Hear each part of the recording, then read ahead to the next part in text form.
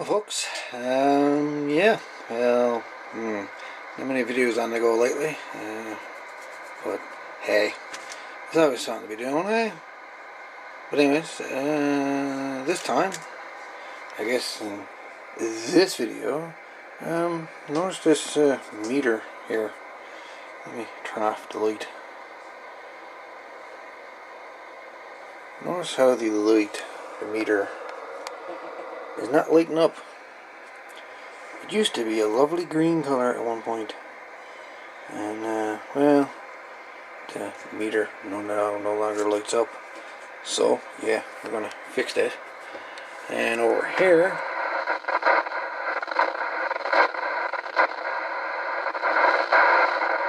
we're gonna do some control cleaning here.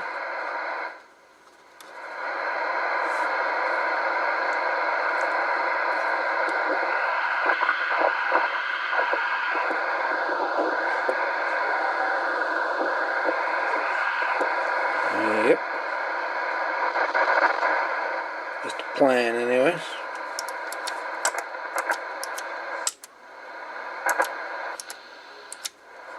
So yeah. Anyways, if you guys want to see how I'm going to replace the light bulb, LED, whatever, it's behind this meter, stay tuned. This video is, or I should say this video is going to be about the KENWOOD SSB transceiver, the TS-130S. Great little radio, I have to admit. Anyways, let's get her peeled apart here, shall we? Getting at the bulb in this meter is starting to seem like it might be a bit of a chore to get down there.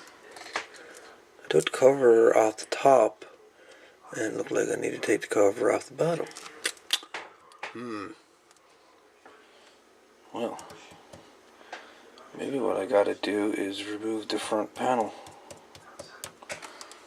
Kinda looks like I might have this. Two screws off here. She hinge down, maybe? I'll be right in assuming that. Oh, actually, I'm wrong. I am wrong. This board here swings up. That's what it is. Alright. That's what it is. Alright. Well, turn her around here.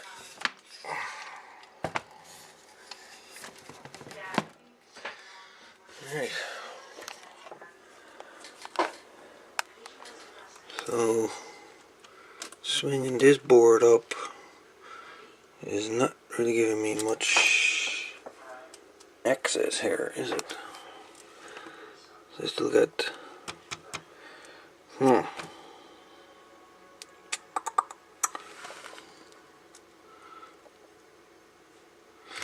I suppose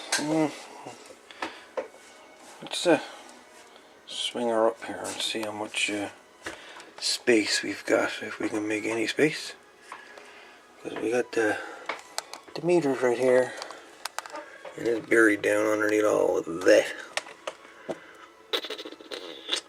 Do I have to remove the front panel to get at that, maybe? Not sure. I haven't done this before. Change light bulb out in one of these. So I have no idea what I'm in for. It looks like it's going to be a proper pain in the butt.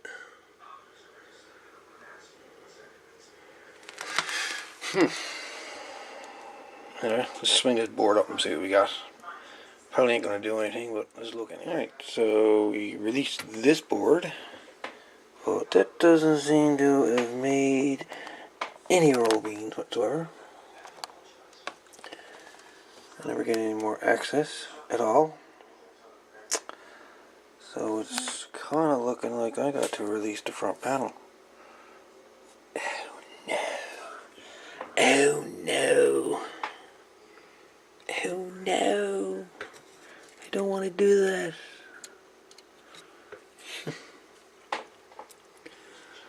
I mean, I have no other choice but to do that. Oh no. Because I definitely ain't getting access to it there. That's for damn sure.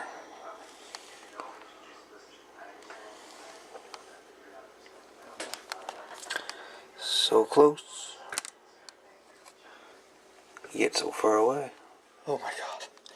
Whew. This is madness. Yeah, I kind of went to remove the front panel. I didn't have to do that after. I noticed when I removed two of these screws here that this piece here moved. Okay, so I very, very, very carefully slid that back. That's the display unit. And down below here, what do we see? Got the meter, and there's the bulb right there. So, let's see if we can get that out without causing too much grief here and not causing any problems. Causing a problem by fixing a problem is always a problem. So let's not cause any problem trying to fix this problem. Anyways, see if I can get that there bulb out of there. Hopefully this is not going to be too bad. Let's very carefully pull back that bulb and see if we can't get at it. Filaments look okay in there. They seem to be both connected. And if they're connected, why are they not turning on?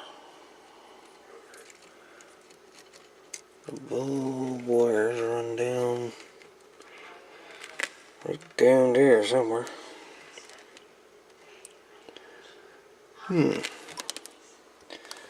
I'm going to remove the bulb and see if it's any life in that thing or not. I suppose it's possible it could be bad anyways, even though the filaments are good, I suppose. Anything's possible. Oh well, I'm going to replace it anyway. I got this far with it. Alright, so we got a new bulb. Well, second-hand bulb, but there's a bulb, it works. Just tested on the old power supply up here, and she lights up fine. So all I'm going to have to do now is get my torch and do some heat shrinking here, and then get that there bulb back into that there plastic housing for the bulb, for that meter, and then try and very carefully get this display back in there, put the covers back on, put the board in, blah blah blah, and hopefully when I look we'll have a working meter. But anyways, gotta get rid of it. So we have the soldered connections, heat shrunk. No chance of any short circuits going on there. So I'll get this bulb into that there socket. That green one right there.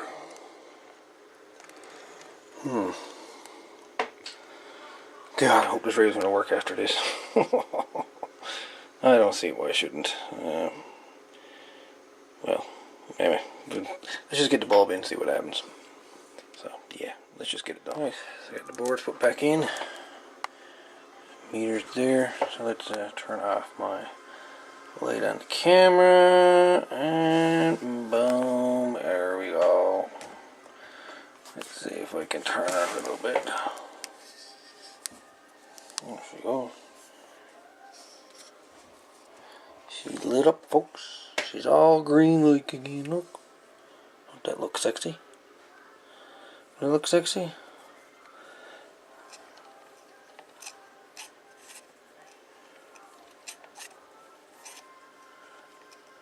It's still working fine.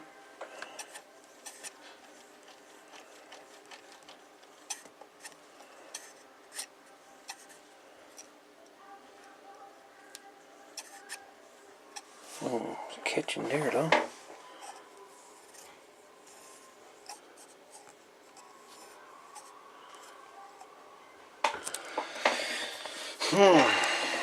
She's catching on there now. She shouldn't be catching anything. Nothing down there to catch on.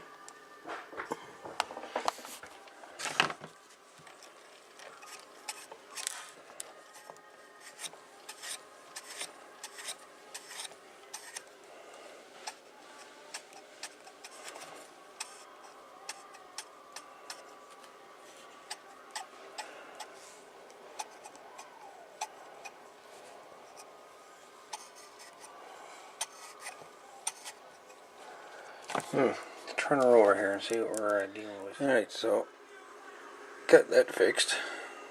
It wasn't really to fix, really. It was just an adjustment. I took this screwdriver right here, this torque, or Allen key, whatever you want to call it. It sets right down there. Loosen that off, she pops off, and pop your uncle. It's the best kind again. So, anyway, let's get the cover put on her here now. Before we do that, get contact cleaner and clean up this volume control and the writ if I can get at it, but definitely the volume control. Yeah, let's get the volume control anyways with the trusty contact cleaner. Okay folks, she's all nice and lit up again, nice and green like.